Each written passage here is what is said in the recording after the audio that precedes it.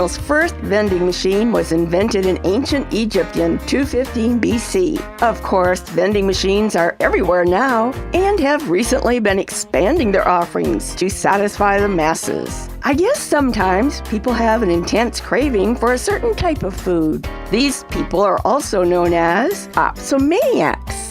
Ohio State University has its own bacon vending machine. And there's a pecan pie vending machine in Cedar Creek, Texas. Other Rassasy vending machines around the world dispense hot pizza, burritos, live crabs, and caviar. Did you forget to pack your pants? The standard hotels in New York, Los Angeles, and Miami actually have clothing in their vending machines. It's words you never heard. I'm Carolyn Davidson, and you can have fun challenging your words you never heard vocabulary with my free app, Too Funny for Words.